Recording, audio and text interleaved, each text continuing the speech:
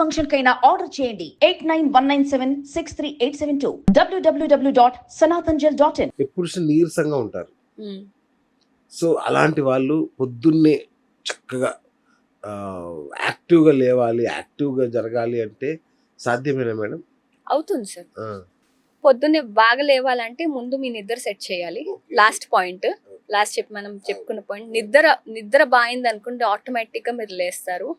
And లేవంగానే యాక్టివ్గా ఉండి తర్వాత తర్వాత కొంచెం డౌన్ అయిపోయే వాళ్ళు కూడా చాలా మంది ఉన్నారు. లేవంగానే బాగానే లేస్తారు, ఫుడ్ పడంగానే మళ్ళీ కామ్ అయిపోతారు. మీ ఫుడ్ ని చెక్ చేయండి, చాలా important. What you are having as a first meal. మీకు ఇన్సులిన్ రెసిస్టెన్స్ కనుక లోపల ఉంటే మీరు ఫస్ట్ కార్బ్స్ తీసుకున్నారు అనుకోండి, ఖచ్చితంగా షుగర్ క్రాసెస్ అయ్యి మీ ఎనర్జీ క్రాష్ అయ్యే ఛాన్సెస్ చాలా ఉన్నాయి. ఇన్సులిన్ రెసిస్టెంట్ కనుక మీకు ఉంటే, మీరు పీసీఎస్ కనుక ఉంటే, ఫస్ట్ మీల్ కనుక కార్బ్ లోడెడ్ తీసుకున్నారు అని అంటే మీకు ఖచ్చితంగా ఆ రోజంతా ఎవరో భారంగా లాగినట్లు, పీకినట్లు, ఫెటీగా, చాలా అలసటగా, ఏం పని చేయబుద్ది కాదు, చాలా లాథర్జీగా అనిపిస్తుంది. అన్ఎక్స్ప్లెయిన్డ్ ఫటీగ్ అంటాం. అంటే అర్థం కాని ఫటీగ్, ఎందుకు నీరసంగా ఉందో తెలియదు, తింటున్నాం కానీ.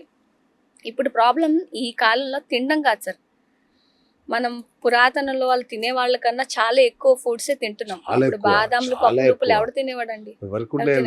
కానీ వాళ్ళు గంజి తాగిన వాళ్ళ పోషకం ఉండేది.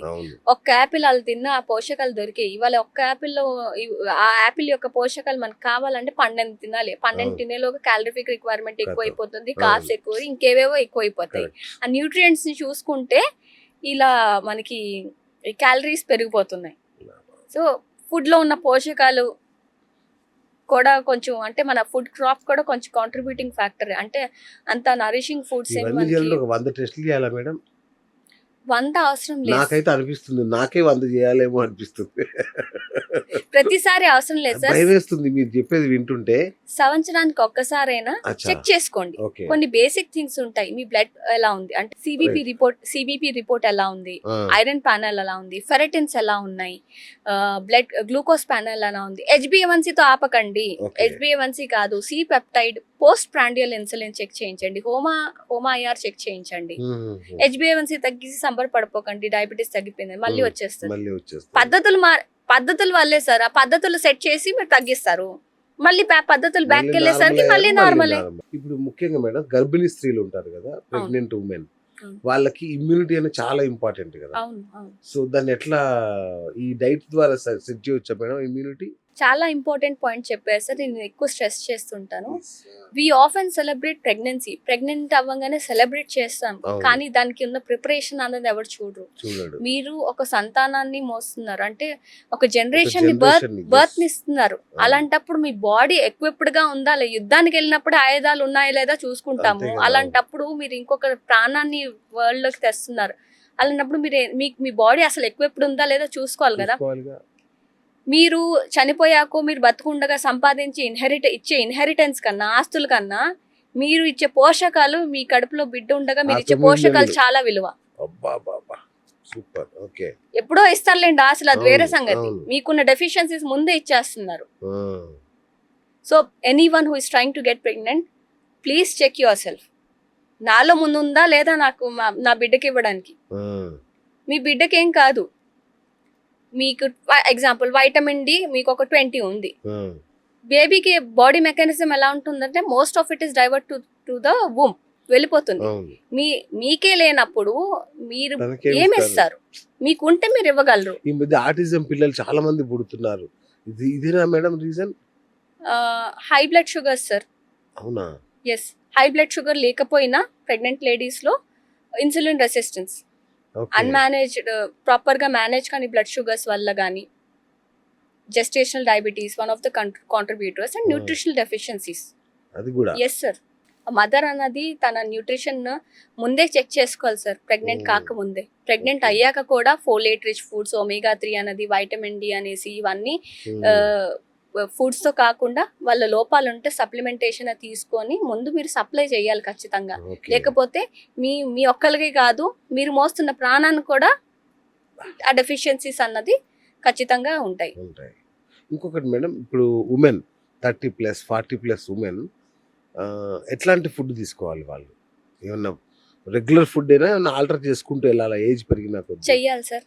చేయాలి. ఓకే సో విమెన్ అనగానే I want to go a little back. Please ఎందుకంటే 0 to 19 years మీరు ఏదైతే న్యూట్రిషన్ ఇస్తారో మీ తర్వాత ఇయర్స్ యొక్క హెల్త్ అన్నది డిసైడ్ అవుతుంది. ఓకే అక్కడ గుల్ల చేస్తారు అనుకోండి, పోన్లేండి లేట్ అయిపోయింది చేసేసారు అయిపోయింది, ఇప్పుడైనా మెలుకోయి ఇప్పుడైనా కొంచెం కరెక్షన్ చేసుకుందామా అనేసి ఇఫ్ యూ ఫీల్ లైక్ అప్పుడైనా చెయ్యొచ్చు. అంటే ఉన్న డ్యామేజ్ ని మీ బాడీ ఎలాంటిదంటే మీరు ఒక స్టెప్ ముందుకేస్తే అది 10 స్టెప్పులు మీ వైపు వేస్తుంది, చేయటం లేదు అంతే.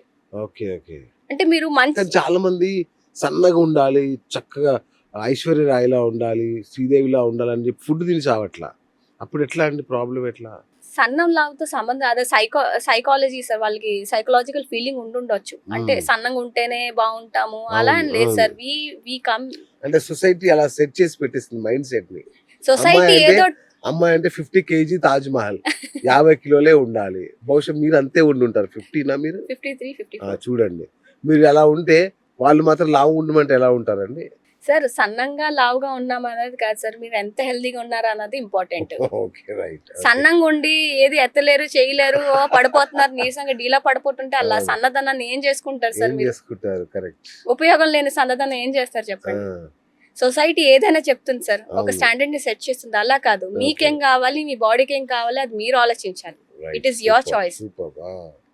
మీరు what do you want to అంటే వాళ్ళు డిక్టేట్ చేసే టర్మ్స్ బట్టి సన్నంగా ఉంటేనే బ్యూటిఫుల్ గానీ సన్నంగా ఉంటేనే హెల్త్ గా ఉన్నట్లు అలా అని కాదు.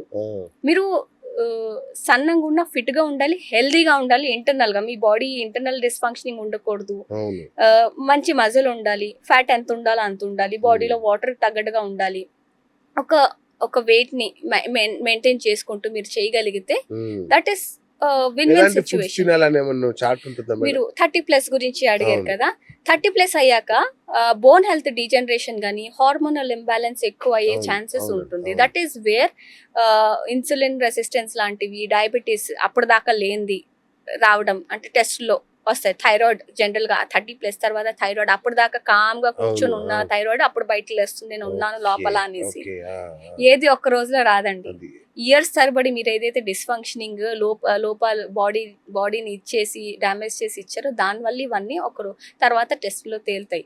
సో దీనికి ఉమెన్స్ ఏంటంటే ఏం చేయాలంటే బోన్ రిలేటెడ్ ఇష్యూస్ ఇంకా రాకుండా మంచి ఒమేగా 3 లాంటిది, కాల్షియం రిచ్ ఫుడ్స్ కానీ మెగ్నీషియం కానీ ఇవన్నీ తీసుకోవాలి. ఫుడ్స్ లో చాలా వెరైటీ ఉంది. హోల్సమ్ ఫుడ్స్ అంటే అన్ని అంటే diversity is important sir. Local నేను చాలా నమ్మితే లోకల్ సీజనల్ ఎందుకంటే ఎక్కడి నుంచో రాదు పాలిష్ కొట్టి మీ కంటి ముందు పెరుగుతుంది. సీజనల్ అనగానే ఆటోమేటిక్ గా సీజన్ లో మీరు ఏం చేయకుండానే విత్ లిటిల్ ఎఫర్ట్స్ అది వస్తుంది. నాన్ సీజనల్ అనుకోండి, అప్పుడు మీరు దానికి ఏవేవో చేస్తాను కానీ అది రాదు. అందుకే ఎప్పుడైనా సరే ఎక్కడిదో కాకుండా లోకల్ సీజనల్ మీ కంటికి తగ్గట్టుగా అక్కడ పండిస్తున్నారు, అక్కడ ఫ్రెష్ గా ఉంటాయి. జాంకాయ తినడం బెటర్ అంటారు. మంచి ఆపిల్ దొరికితే అది కూడా తినండి, కానీ జాంకాయని చులకని చూడకండి. పక్కన బండి మీద కనిపిస్తుంది చులకని చూసి అలా కాదు.